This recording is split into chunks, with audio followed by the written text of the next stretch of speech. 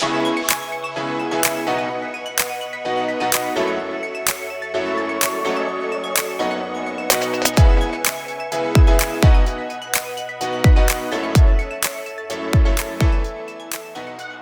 welcome once again, everyone, to Rediscovering Your Passion and Purpose with Patty.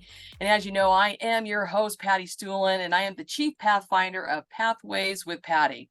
Well, as I have said many times on social media and even here in our earlier podcast, we are in season number 2, and I cannot believe that we're in the month of November already. And on top of that, more than we were in season number 1. We are global, we are international, and we are international once again with today's guest that we have. Our guest today is Kirsten McNeill. She is a Canadian confidence coach and book editor for self-published writers. She loves empowering writers with sunflower sunshine to build a life filled with unrelenting passion and confidence to share their stories. Kirsten, wow, you are a ray of sunshine. I just have to put that out there because when you and I spoke, what was that, a week ago or so, you exude sunshine. And so I'm excited to have you here. Welcome to the show. Yeah, thank you so much. Thank you for that intro. And I'll say that you exude the same amount of sunshine. Oh, well, thank you. Well, how are you doing on this sunshiny day that I know that we're having here in Southern California? Yeah, things are going well. I've been able to connect with a lot of people today and worked on a couple editing projects. So it's good that I can be my creative self and keep going. Excellent. Well, that sounds awesome. So I'd say, let's get into how you discovered your passion and purpose. And please share with our audience your story of either the passion and purpose you have or rediscovering it. So please share your story with everyone. Yeah, thank you. So I feel like I've always known creativity is really my passion. Like it's a very broad word. You can define it in so many different ways. And that's just a huge part of my identity and what I love to do. So most of my journey involves writing. I've always wanted to be a writer, published author. So that's, ever since I was a little kid when I was writing stories about cats and dogs and pirates and random things like that. And, it's funny, I didn't even realize that I wanted to be a writer till like grade 6, even though I was like always writing, always loved writing. And then I just, one day just kind of like, hey, that can be a career. That could be something that I can do. So that's really what started it all. Is just like I just love writing, and things just have evolved into book editing and coaching and so many different creative things. And it's like a blessing and a curse being creative because there's always so many ideas and there's never enough time in the day to get it all done. Exactly. It's interesting that you should bring that up because I never thought of myself as a writer until one of my former students, she was going off to college and she really wanted me to friend her on Facebook. And at that time I wasn't on social media. And I just thought, nah, I don't really want to do, oh, please, please, please. So I got on social media and I would just put out little quotes and stuff. And then I started writing about my adventures and my journeys and stuff like that.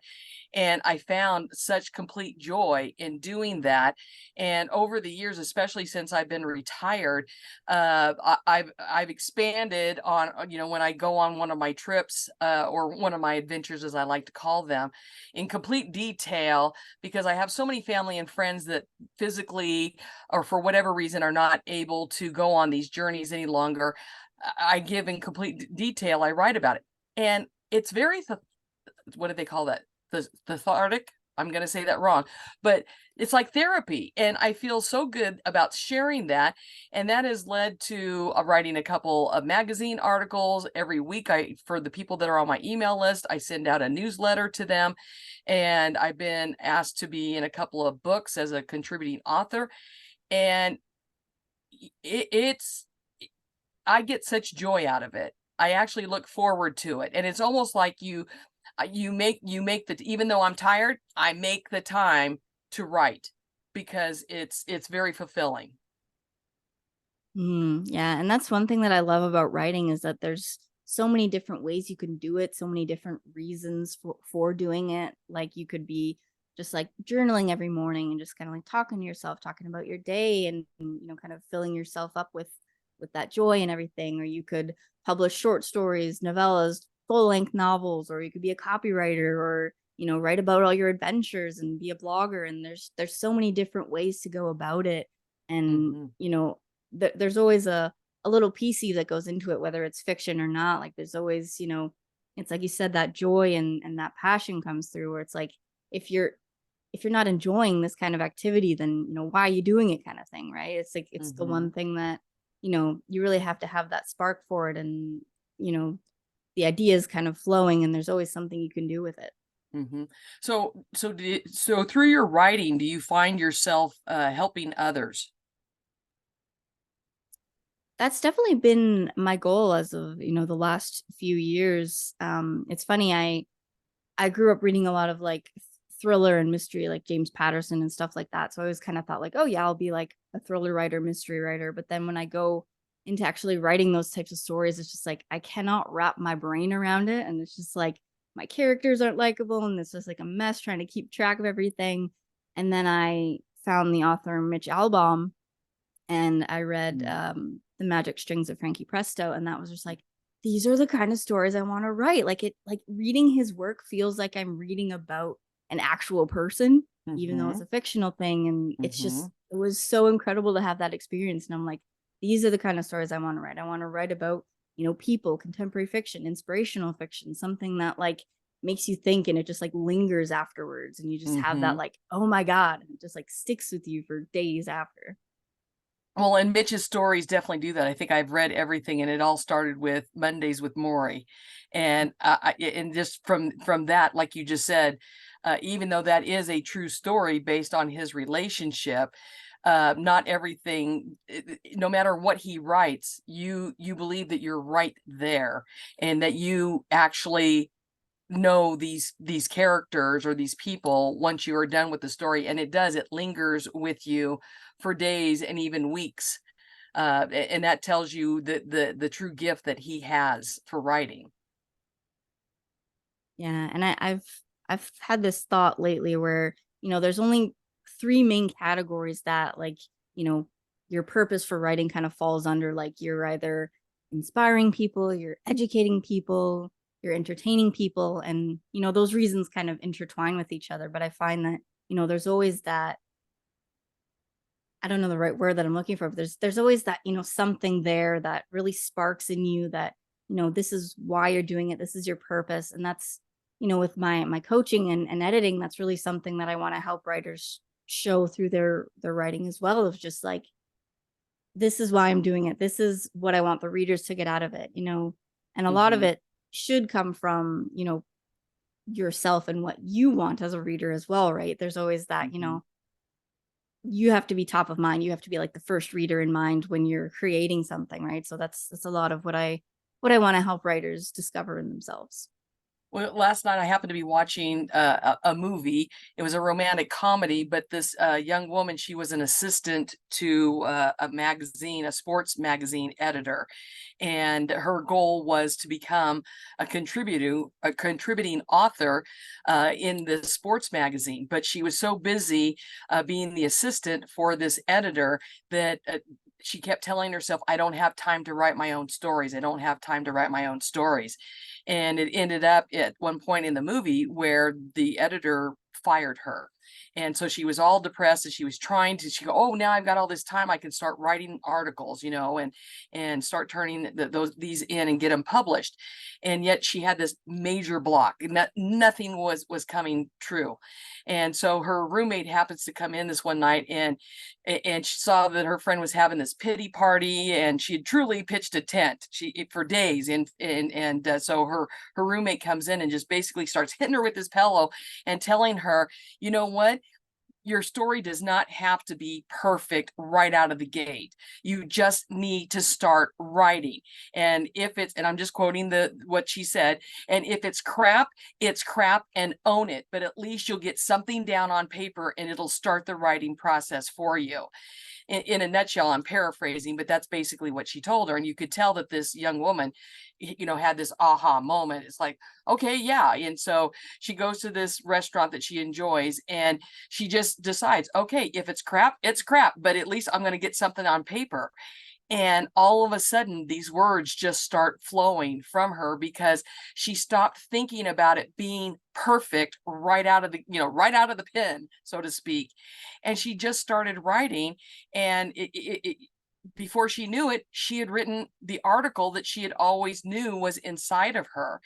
And I thought, what a valuable lesson in life in general, not just about writing, but I know myself so many times I'm thinking, oh, I really want to do this, but I don't know how to do it or how to get started, blah, blah, blah. Sometimes you just have to do it. And if you fall down, you fall down, and you get up, you learn the lesson, and you move forward. Or if it's writing, just start the process. So I know just a little bit what we've talked about. For you in your journey, it seems like the same thing. You just finally had to realize, I just need to start writing what I know and what I like, because if I like it and I know it, I'm going to find my audience out there. Mhm. And it's that fear of making mistakes that comes through a lot too, because it's just like there's that external validation that comes like, oh God, what if the readers don't like it? What if, we've all had that experience where we make a mistake, we get ridiculed, or, Hmm. you know, And pardon that me. bad self-doubt starts creeping in. Yeah, exactly. And it's just like, you know, we strive for that perfection, even though perfect isn't a thing. It's super subjective of what's perfect, what's good. And it's just like we avoid making these mistakes because we don't want that aftermath of people aren't gonna like it, people are gonna criticize me, people are gonna like say I'm bad at this, and all these, like you said, that self-doubt, just all those thoughts just start Hmm. rolling through. But the first draft of anything that you create is, it just has to exist. Like, I don't know the exact quote, or I don't remember who said the exact quote, but like the first draft just has to exist. It just has to be there. And Hmm. that's your baseline for, improving it and growing from that. Because with creativity, like, you're meant to make mistakes. You're meant to find the imperfections and just explore things, explore who you are and what you want to share with people, right? So that's why I say a lot, like, it always has to come from, yourself is the first reader that you want to focus on. Because if you're not enjoying it, if you're not, if you're writing just for like market trends, or writing just because somebody said you should do this or do that, it's just like when you have that external validation that you want, to kind of messes with your true creativity. And you really want to focus on, this is what I want to do, this is what I enjoy, this is my purpose on this world. And you Hmm. know we only have so much time to do what we want to do. So it's just really finding, you know, being okay with making mistakes and exploring that, and just, then we can find what we really want to do. What's that saying? How do you eat an elephant? One bite at a time. I think whatever it is we're facing, whether it is writing a book or an article or whatever it is we want to do, we're looking at such a big picture ahead of us that the doubt and the insecurities creep in and they take over. And you know what? We just need to take that first step, that first bite, and it seems like once you do that, then not everything comes easy, but at least once you've taken that first step forward or written that first line, things do start to unblock, and the creativity begins. Hmm. And I find that one thing that I hear from a lot of writers is that, oh, there's not enough time. And that's something you mentioned before when you were talking about that show you were watching. Like, I just mentioned it, how we only have a certain amount of time, but it's just like, time is never really the problem. It's Hmm. there's usually a secondary thing that comes up. It's just like, your energy levels, or there's other things you want to prioritize, or there's always something. Like, time is not a thing. It's, to get all Hmm. metaphysical here, time is a construct that we created, right? So it Yes. really just depends on, you know what do you want to focus on.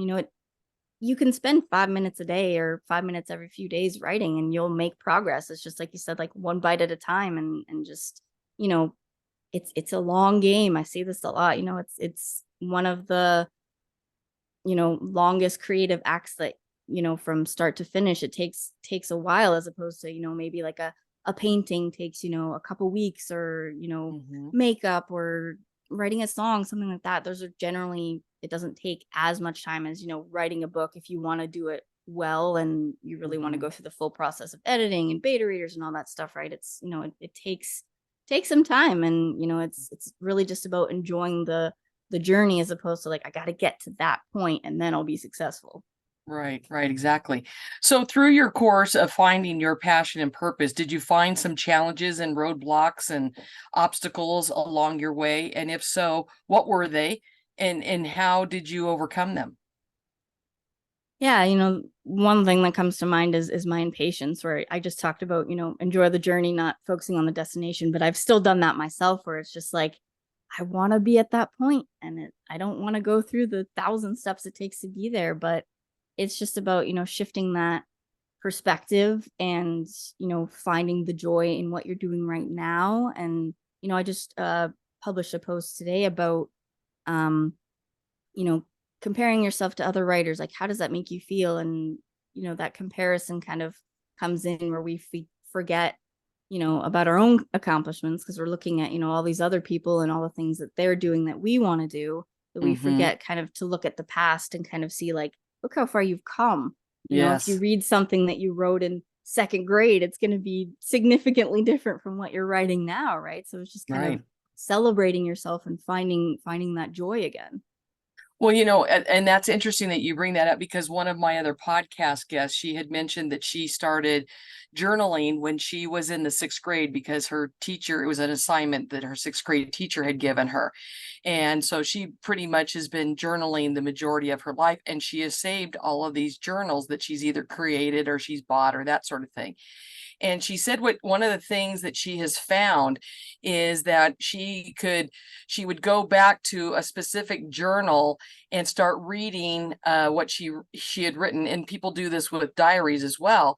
But one of the things that she found very therapeutic for her was the fact that when she starts doubting herself now and doesn't feel good about herself, of where she's at, or she had these dreams and aspirations and stuff, and maybe she hasn't obtained those, when she goes back to those journals of when she was a teenager, or when she was in her 20s or 30s or even in her 40s, and she sees where she was then and sees where she is now, she says it does give her confidence, because she can see how much she has progressed.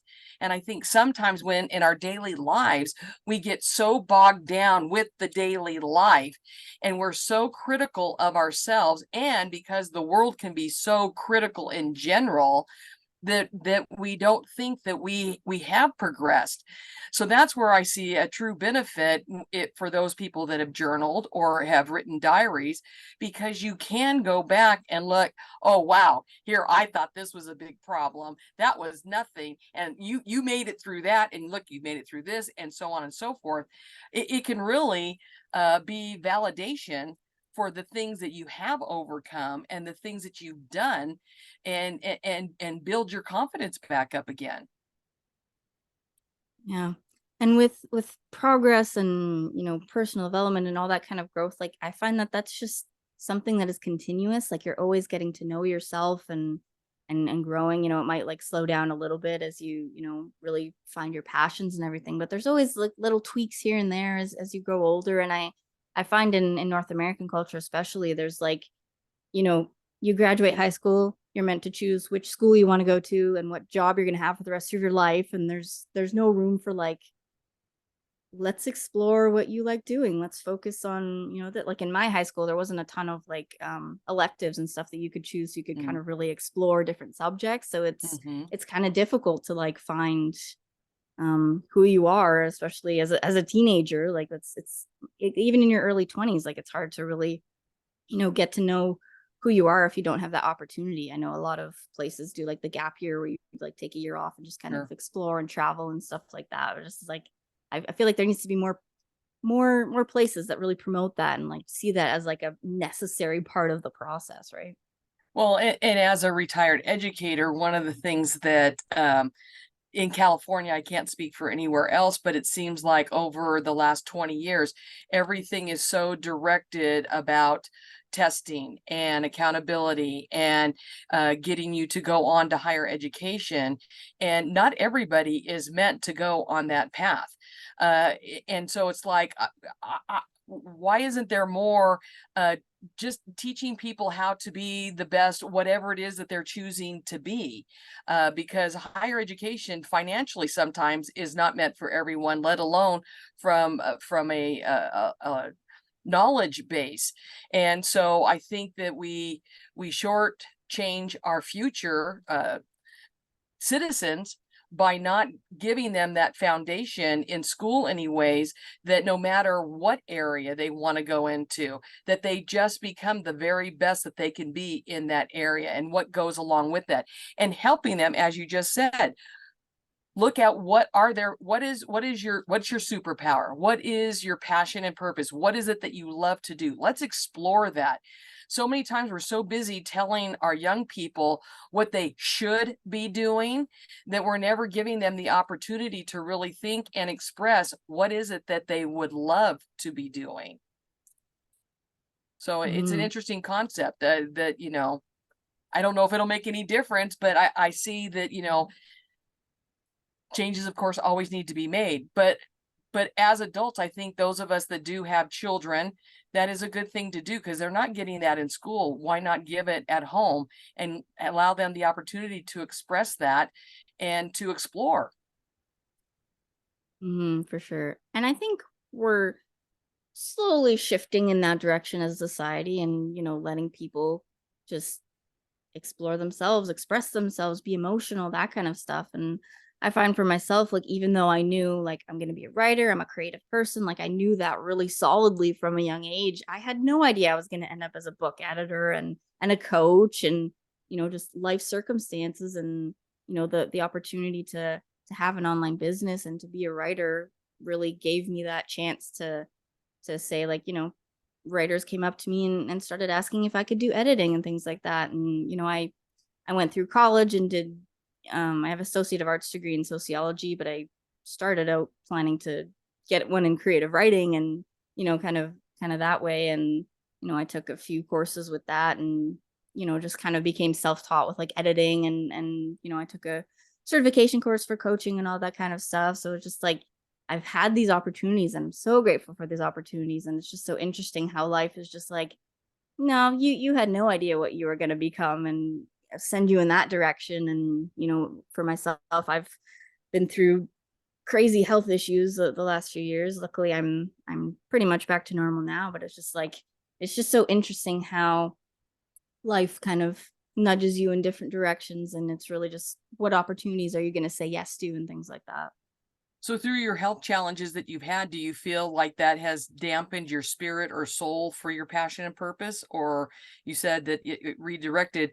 Do you feel that because of your health issues that maybe it has been a way to redirect you towards your passion and purpose? I think for the most part, it's just been, I I want to, like, hold back my anger a little bit, because sometimes you just think about it and it's just like it really slowed me down with what I wanted to do. Mhm. And it's, people have these, thoughts that are like, oh, it's just a chance for you to slow down, and stuff like that. And those kind of comments are always come from a good place, but it's just like, no, that's life is just trying to screw me up right now. So Mhm. it definitely gets frustrating. And I had to go through, I had Hodgkin's lymphoma last year, so I had to go through, like, Mm. chemo and a little bit of radiation. And it's just like I wanted to be that, you know, awesome person who's just like, yeah, I'm gonna, like, go supercharge with my business while I'm going through, my treatments and everything. But then life is just like, no, your body is exhausted and you need to take Mhm. care of yourself, which I guess is a good lesson where it comes back to everything that I've said of, like, yourself first. You need to focus on number one, and just really focus on that self-care. And I don't know if there was a lesson I was supposed to learn through that process or anything, but Mhm. it happened. I think sometimes there are just things happen in life. It's random. It's, you can't go asking yourself questions like, oh, why me? Why did that happen to me? Kind of thing. Even though I did ask those questions at first, but you Mhm.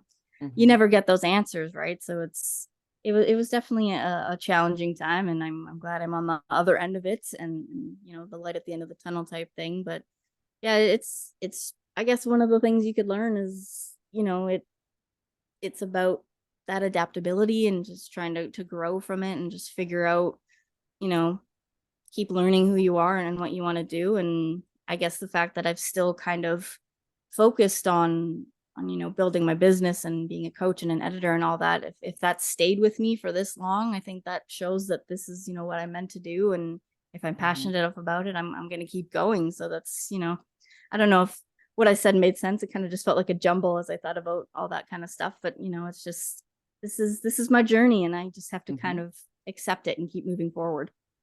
Well, I know that nobody in their journey expects to get a diagnosis like you did. Beforehand, I mean, had you not been feeling well, or kind of what were your symptoms to let you know that you're moving right along and now things aren't so good? What was it? What were the warning signs? What were the things that were happening? Yeah, it was pretty crazy. Like, and on like a unrelated health thing, like I had an accident where I like dislocated my kneecap, and then I had to, was going through physical therapy with all that. And, I just recently had surgery for it because of all this stuff. I couldn't get my surgery because of the treatments and everything. And yeah, just sorry, I totally blanked on what your question was. What were your symptoms that you were having to let you know before your diagnosis? Yeah, so I was mostly just tired. Like, it's, you kind of have that feeling like, you get tired and stuff like that. But there was just Mhm. something different about this where just like this should not be normal, where, I'm getting normal amounts of sleep. I'm not like a super athletic person where I'm always like out and about and all that kind of stuff. And then, after I like dislocated my knee, like I was, taking things a little bit slower than normal anyways. And so I just kind of wrote that off as like, oh, it's just because I'm, not very mobile right now. And I'm, just trying to get back to normal. And once I have my knee healed, then I'll feel better. And I was kind of like making all Mhm. these justifications to myself.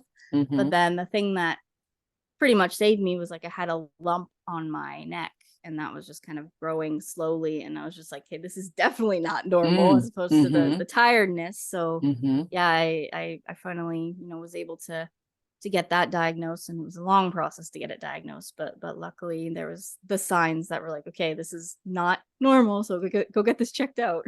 Mhm. Well, and I think that that's a valuable lesson in itself, that, because you knew yourself and your body so well, that, when things were not feeling right or looking right, you knew, this needs to get checked out. And I think that's a valuable lesson for everyone, to get in tune with yourself, that your body knows you, and it's gonna warn you in one way, shape, or another, that, things are not going as they should, that it's time to find out about that. So good job for recognizing that, knowing yourself so well, that you saved your own life, didn't you? Yeah, and I wish I didn't have to go through all that, of course, and I would definitely wish that nobody would have to go through stuff like that. But it's just kind of like when we're in these situations, it's almost just like, I don't know the right words to say what I'm trying to say, but it's just, you just have to go through it. You don't really have a choice in that sense. Like, Hmm. obviously I could have chosen not to do it, but like, was that really an option type thing where it's just like I wanted to, keep going forward. And that's, Hmm. true in all aspects of my life. I want to make my business work. I want to be healthy. I want to be, have all these things that I want for my life. So it's just I have to keep going. So there's not really a choice there. And so it's Hmm. an interesting thing when you talk about that, because I talk a lot about like, you know, what's in your control, as a writer, as a person, like finding those things and finding that balance of like, what can I actually do, as opposed to what do I have to kind of just like accept and adapt to it type thing. Hmm. I think that's a valuable thing, is you talk about moving forward. And that's one of the reasons why I have you as a guest on my show, because that is about rediscovering your passion and purpose, where you may have lost your original purpose or your original intention. And because life is life, challenges and obstacles are going to happen. And you did not let these challenges stop you. You knew, I need to. There's things I need to do. I got places to go, people to meet, autographs to sign, whatever you want to call it. But you did not let those things stop you. And sadly, I know there are many people that that's exactly what they have done. When you got your diagnosis, if you don't mind me asking, how old were you? Uh 20, 27, because I'll be 29 this year. So it was very recent because it was just last year. So it's it's funny. Sometimes I'm like, I don't even know how old I am. But yeah, my birthday's in December. So I was 27 when I got the diagnosis, and then turned 28 in December. And yeah, like the doctors said like, oh, this is a really common diagnosis for like women my age and this kind of stuff. People have these comments that they have the intention of making you feel better and stuff. It's just like, can you just not say these things? Just let me wallow in misery sometimes. It's like people have the best of intentions, of course, but it's just like sometimes you just want to be angry, and you need to feel that anger too. Yes, But yes. it's about finding that, at some point you do have to kind of shift out of that anger and find, a way forward, right? So it's just kind of finding that balance again. But yeah, like it's definitely okay to just cry forever and just be angry. Yes, I mean, and we're human, and that's going to happen. And have the pity party, get angry. A friend of mine who had two, Tammy Reader. She was I think my second or third guest on the podcast in season number 1, and she was diagnosed with breast cancer, and then 39 days later was diagnosed with rectal cancer. And as I have heard her express before, and I think she mentioned it during our podcast time together, is she allowed herself to have her pity party. She allowed herself to be mad and angry and cry. But it's almost like she gave herself a time limit. You know, I can feel this way for 3 days or whatever it is. And then after that, it's like, put your boots on and let's get moving forward. And that's what she has done in the last couple of years since her diagnosis. And I think that in a sense, that's what you're saying also. I mean, you're 27 years old. I mean, you're really moving along with creating your life and getting on with all your future endeavors that you have set for yourself. And then this type of diagnosis, like, wait a minute, this was not in the plan. And so you have every right to be mad. And I think the important thing is to allow yourself and give yourself permission to be mad, to be sad, to have the pity part, to cry. I mean, I learned in grief counseling after my dad passed away, tears are healing. I was never a crier. To me, not that anybody taught me this, but to me, it was one of those things that I felt like I was a weaker person if I cried or I showed that type of emotion. And through grief counseling, I found out that tears are healing. And let me tell you, in the 13 years since my dad passed away, there has been a lot of healing going on in my life. But I believe I'm a better person because it's kind of like a pressure cooker. You release that pressure valve when you cry, and things become clearer for you. And it's a way to start healing yourself from being mad or sad or having the pity party. So good on you for expressing your emotions. Mhm. Yeah, and for me too, because I'm a writer, I kind of naturally fell into, writing about the experience. And I entered a personal essay contest, which fingers crossed I find out pretty soon. But I think it's like the end of the year that they announce the winners and stuff. Excellent. But being able to openly write about that and to be okay with other people seeing it and stuff like that. And I've always been pretty open. Like I'm okay to talk about it, and it was important for me to talk about it, not just to like let people know what's going on, but just for myself to just Mm-hmm. find find that acceptance of this is the current situation, but it's not gonna last forever, and just being able to work through it. And Mm-hmm. I think as we grow older, we learn those things, and we learn strategies and tools of working through something, as opposed to just like ignoring it and stuffing it down. Because Mm-hmm. if I didn't talk about it at all, if I just pretended that everything was fine and I was just in denial the whole time, then that would just ruin me regardless of what I was going through. So just being able to have those opportunities to write about it, to talk about it, and have like a community online and with my family and friends and stuff, just having that support is definitely an important part of the process. Whether you're sick or whether you're working on a business, any part of your life, you want to Mm-hmm. have those people that are going to support you, right?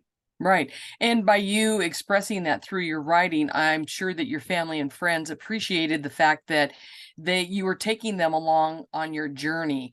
And in some respect, it gave them the idea of how they could either help you or understand what you were going through. Because I know for a lot of us that we have had loved ones that have some kind of a diagnosis, we feel so helpless. And I know for myself, I want to help people. I want to know what I can do, even if it's just sitting and listening. And that's the worst thing for those of us that have a loved one that is hurting like that, is because we can't fix it. We don't know how to help that person. So with you expressing your journey, I would think that that would be a great way for people to know, you know what, maybe I just bring her over an ice cream one day, or, maybe I just sit down with her. I don't say anything. And if she wants to talk, she can talk, or whatever. So I think that that's important for everybody too, that if you can't express it verbally, writing it down and sharing that is an excellent way of allowing people to help you. Mm.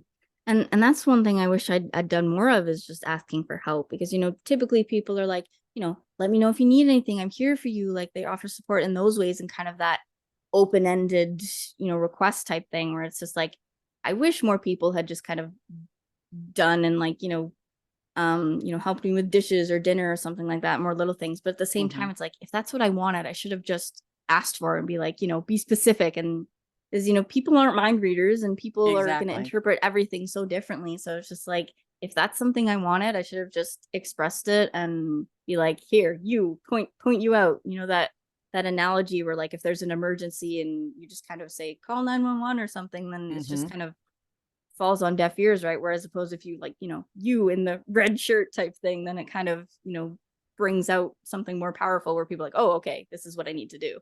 So do you feel, or do you find now that you're on the other side of that part of the journey, that you are more willing to ask for help?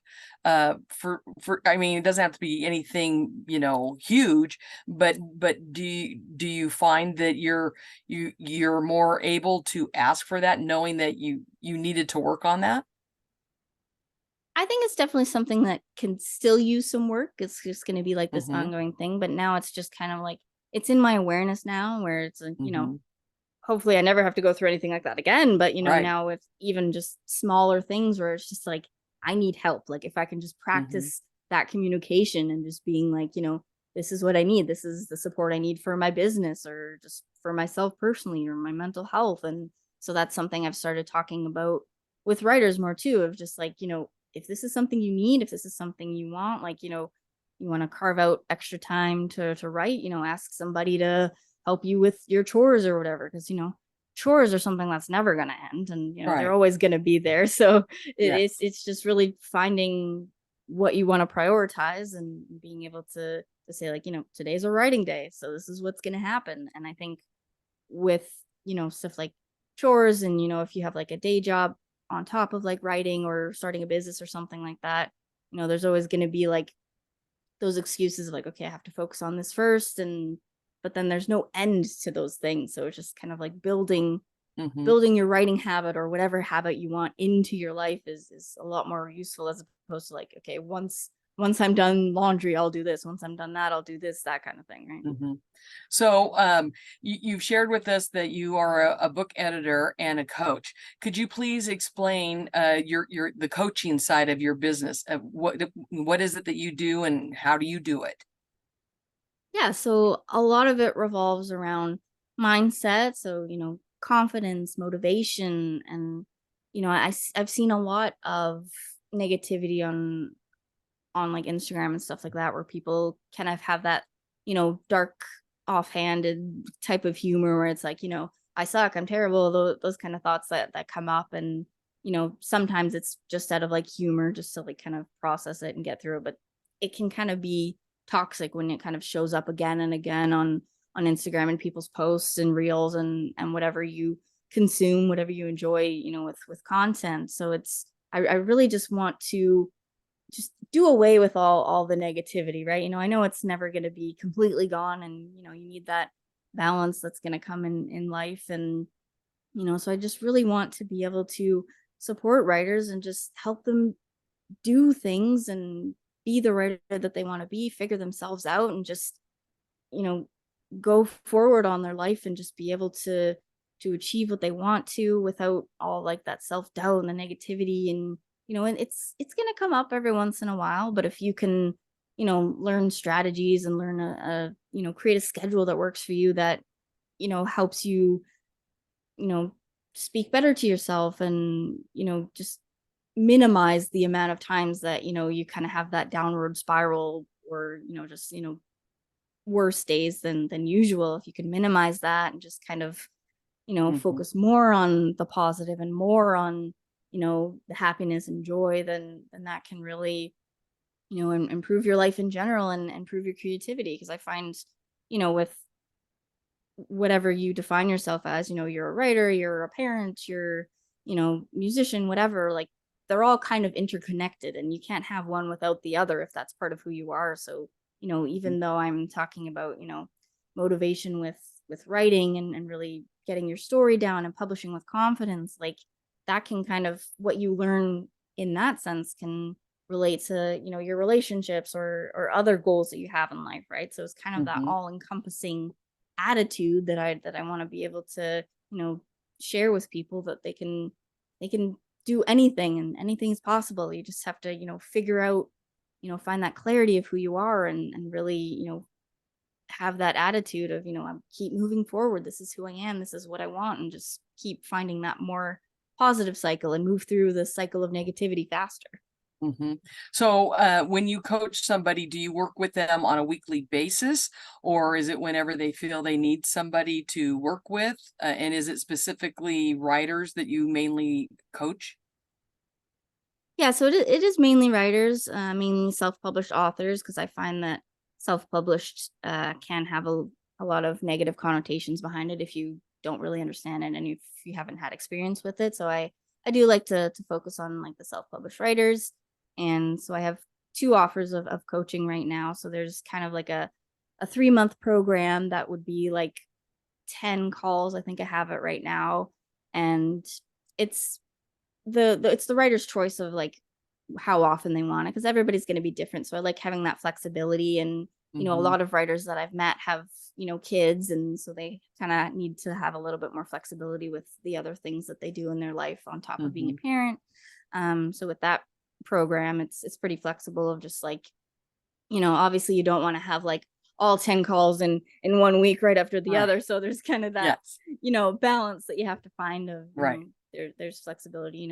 Like I said, life happens, so it's good Mhm. to be able to work around a schedule. And then I have a 90-minute intensive, which is just 90 minutes of finding that clarity and bringing that awareness to who you are as a writer, as a person, and what you want, and just feeling, and hopefully coming away feeling more confident and more happy with what you want to do moving forward. So I really enjoy offering that support, where people can feel like it's okay to be creative, it's okay to not have the typical 9 to 5 job, if you want to be a writer full time, that kind of thing.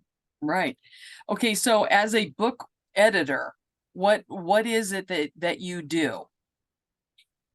Yeah, so I like to offer the full process. So for me, there's the three types of editing. It starts with developmental, so that's kind of like the big picture of it. I like to call it the heart of the story, where it's plot, pacing, characters, those kind of overarching themes that come up. And then there's copy and line editing, which is a little bit more refined, and like the technical stuff of like structure and word choice and how you're presenting the story.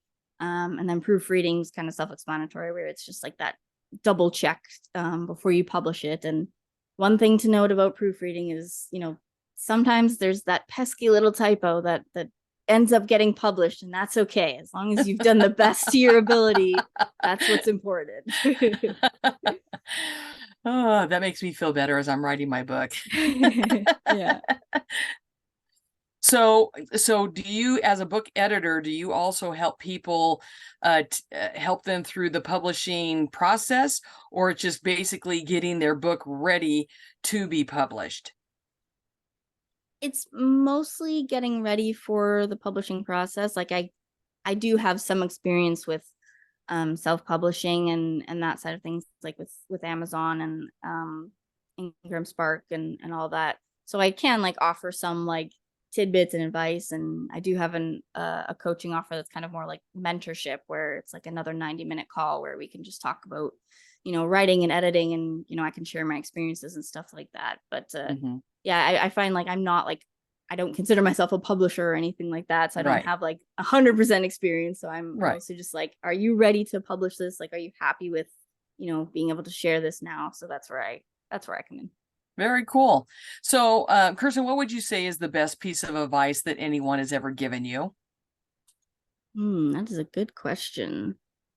Um, is it it's cliche, but just like be yourself, write for yourself. Like that's Hmm. that's a huge thing that I talk about. So it's just really important to me that people just create what they want to create, live how they want to live, and just be able to, enjoy that process. Because like I said with creativity, like if you're not going to enjoy it, then why are you doing it, right? So it's really just, Hmm. you know, understand what you want from this, and just go forward, and just like, who cares what everybody else thinks? Yeah, it's nice if readers love it, and that's obviously one of the goals, but if you don't like your book, then don't publish it. Yeah. How can you expect anybody else to like it or want to read it if Yeah. you're not pleased with it yourself, right?